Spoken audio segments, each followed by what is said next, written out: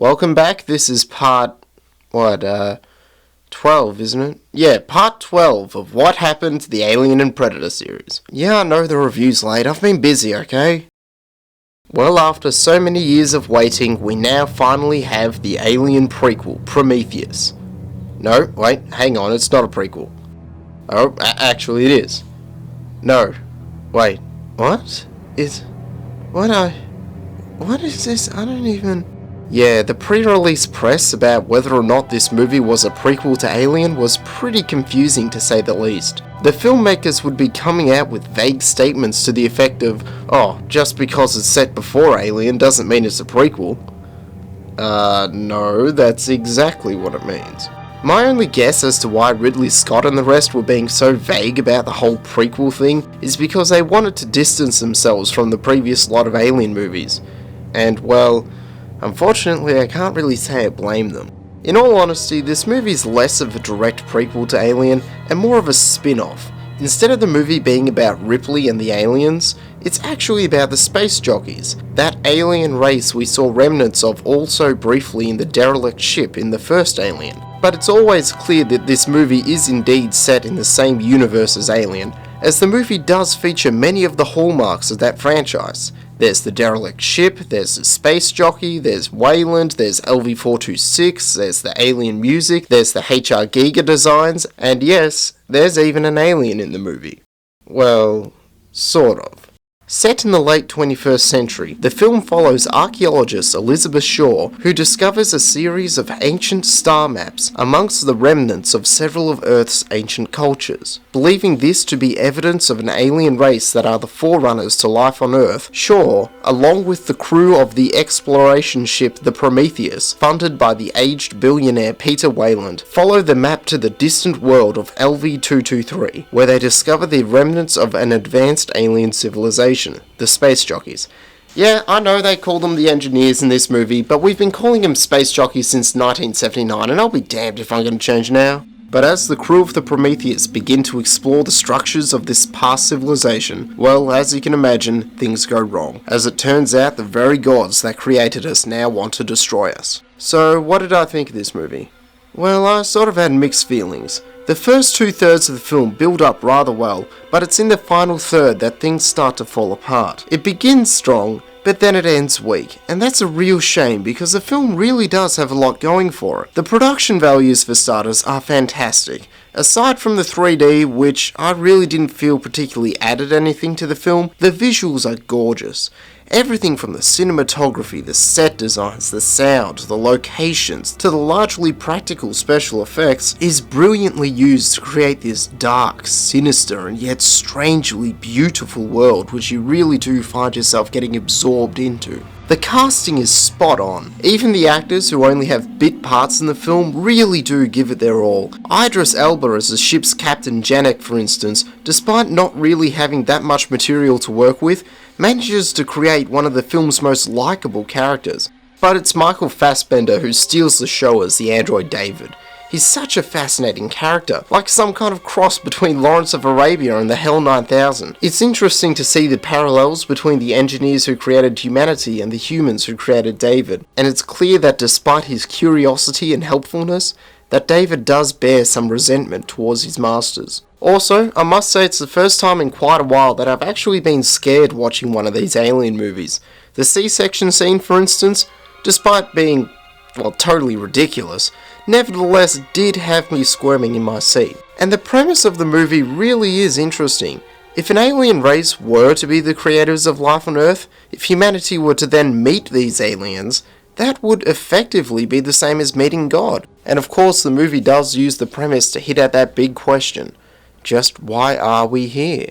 But this brings me to what I find wrong with this movie. The plot raises many philosophical questions, but unfortunately it doesn't really bother to analyse them, much less provide answers. The movie throws a lot of ideas at you, but then fails to assemble these ideas into anything meaningful. Look, I don't expect the movie to have the answers to the meaning of life, but it could at least analyse why we think it's important to find these answers. No, instead the characters just walk in circles for 2 hours, asking questions without bothering to try to find any answers. The film doesn't provide any answers to its philosophical questions, nor any of the long-standing questions audiences have of the Alien series, such as who are the space jockeys, why did they make us, and why do they now want to destroy us, and just what are the aliens, and where did they come from? None of this gets answered. Look, mystery is a good thing, and I'm glad that the filmmakers actually tried to leave a lot of the movie open to interpretation. But there's a difference between being mysterious and just being a fucking cock tease. It's not fair to have a movie that promises to give answers,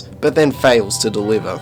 And a lot of the characters act without motivation. The scientists in the movie don't act like scientists. They take off their helmets in alien atmosphere, they poke and prod at obviously dangerous artifacts without bothering to do any real testing first, and then act surprised when things start to go wrong. Hell, even the entire motivation for their expedition is based purely on a whim, as when Shaw is asked what evidence she has to support her theory that the space jockeys created humanity, she simply responds, "I believe." And there are a lot of things in the movie's plot that make no sense at all. You've got these two guys who run away scared when they see a dead alien body that can't possibly hurt them, but then for some reason try to pet a live, pissed off, hissing, screeching, obviously hostile dick snake alien. Why didn't Holloway tell anybody he was infected? How is it that the guy who made the map of the structure gets lost inside it? Why did the two co-pilots agree to go on that kamikaze run without any motivation?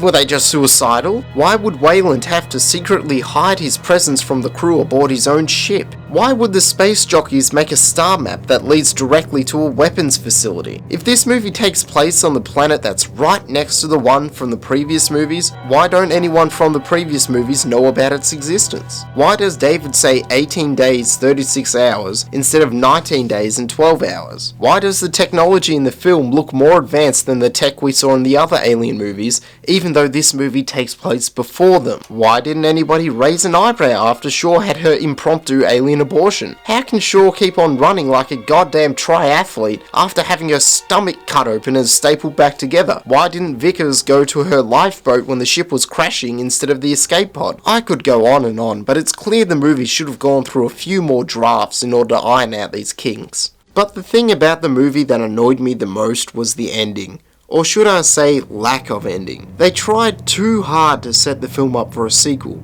to the point where they actually sacrificed allowing the film to have a cohesive story. As the movie builds towards its climax, piling mysteries upon mysteries upon mysteries, the movie just suddenly ends on a big cliffhanger that promises that all the unresolved questions will be answered in the next movie, and that left me feeling really unsatisfied.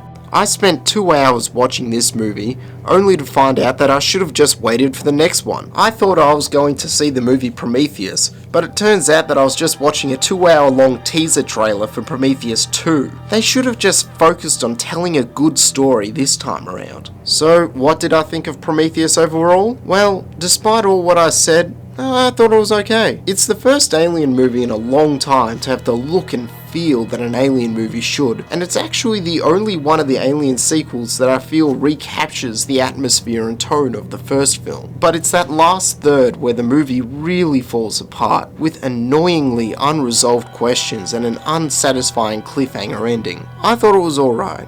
I had issues with it, but I still think it had a lot of strong points. It may not live up to the first two Alien movies, but hey, it's easily better than the last three. Well, I guess you'll hear back from me again when Prometheus 2 comes out. See you then.